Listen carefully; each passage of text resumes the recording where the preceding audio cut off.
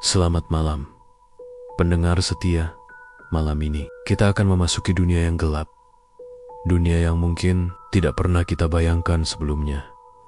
Sebuah kisah nyata yang terjadi pada seorang penyiar radio yang awalnya hanya menjalani rutinitasnya, namun berubah menjadi mimpi buruk yang tak terlupakan. Ini adalah kisah tentang suara-suara dari dunia lain, panggilan misterius, dan teror yang tak terduga. Mari kita mulai perjalanan ini dengan judul Kisah Penyiar Radio. Andi adalah seorang penyiar radio di stasiun lokal yang cukup terkenal.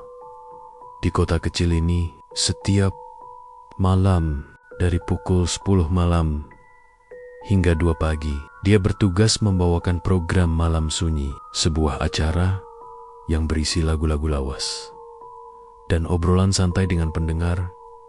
Biasanya acara berjalan lancar, pendengar menelepon untuk meminta lagu, bercerita tentang hari mereka, atau sekadar mengobrol ringan. Tapi malam itu semuanya berubah. Andi adalah orang yang skeptis.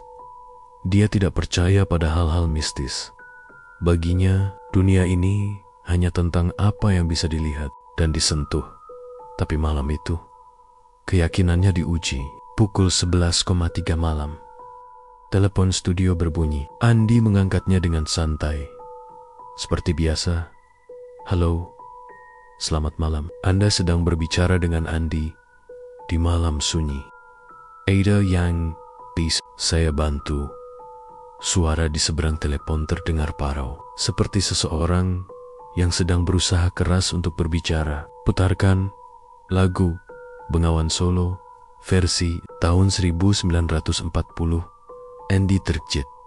Bengawan Solo adalah lagu lawas, tapi versi tahun 1940 itu sangat spesifik.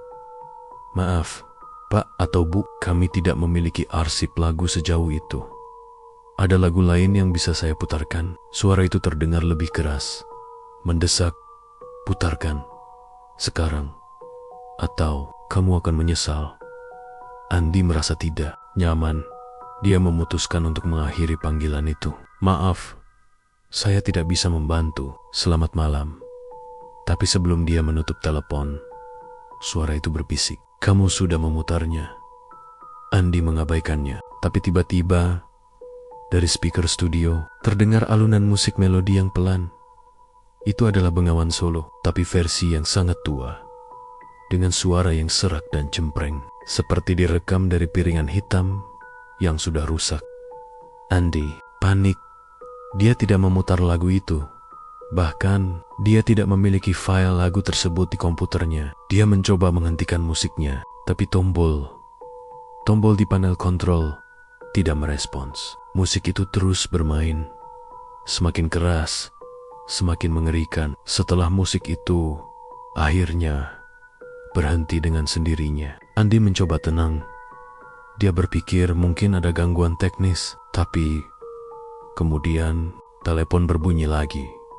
Kali ini suara di telepon adalah seorang wanita yang terdengar ketakutan. Tolong saya. Dia ada di sini. Dia akan membunuh saya." Andi mencoba tetap profesional. "Tenang, Bu.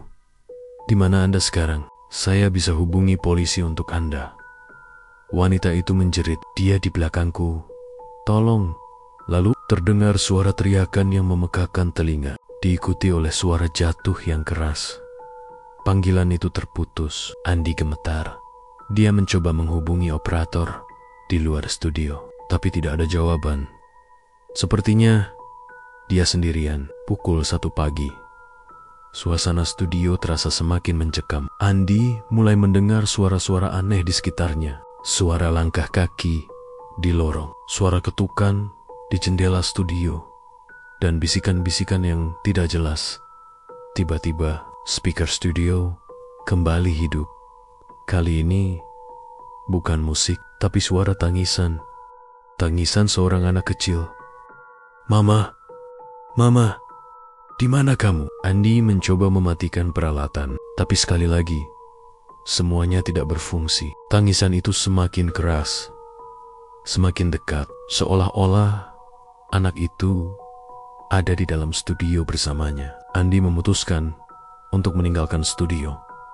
Tapi ketika dia berdiri, dia melihat bayangan di sudut ruangan. Bayangan itu perlahan membentuk sosok seorang wanita dengan rambut panjang, mengenakan gaun putih yang berlumuran darah. Wanita itu menatapnya dengan mata kosong. "Kamu harus membantu kami." Andi berlari keluar dari studio, tapi di lorong, dia melihat sosok anak kecil berdiri di ujung koridor. Anak itu menangis, tapi ketika Andi mendekat, wajah anak itu berubah menjadi mengerikan. Dengan mata hitam dan senyuman lebar yang tidak wajar, Andi akhirnya menemukan seorang penjaga malam yang tergeletak di lantai, pingsan. Di dekatnya ada sebuah buku tua yang berisi catatan tentang sejarah gedung radio ini. Ternyata puluhan tahun yang lalu, gedung ini adalah tempat seorang wanita dan anaknya dibunuh oleh suami yang kejam.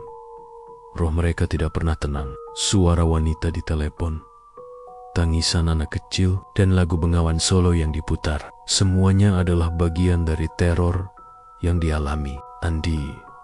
Malam itu, Andi mencoba melarikan diri dari gedung, tapi setiap pintu yang dia lewati mengantarnya kembali ke studio. Wanita dan anak itu terus mengejarnya, memintanya untuk membantu mereka. Akhirnya, Andi terjebak di studio. Wanita itu muncul di depannya, dan dengan suara yang mengerikan, dia berkata, "Kamu akan bergabung dengan kami." Pukul 2 pagi.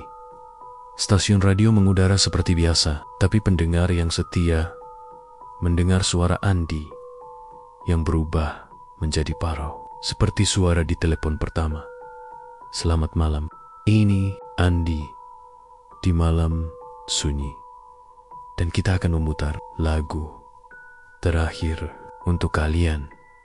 Lagu Bengawan Solo versi tahun 1940 kembali terdengar, diikuti oleh suara tangisan dan jeritan yang perlahan memudar. Andi tidak pernah terlihat lagi sejak malam itu. Beberapa orang mengatakan dia hilang, sementara yang lain percaya dia menjadi bagian dari dunia yang tidak bisa kita lihat. Stasiun radio itu akhirnya ditutup, tapi penduduk setempat masih sering mendengar suara tangisan dan alunan lagu Bengawan Solo di malam hari.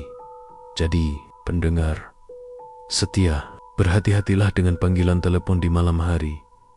Siapa tahu, mungkin itu bukan manusia yang menelepon Anda. Ini adalah akhir dari kisah penyiar radio. Selamat malam, dan jangan tidur terlalu nyenyak.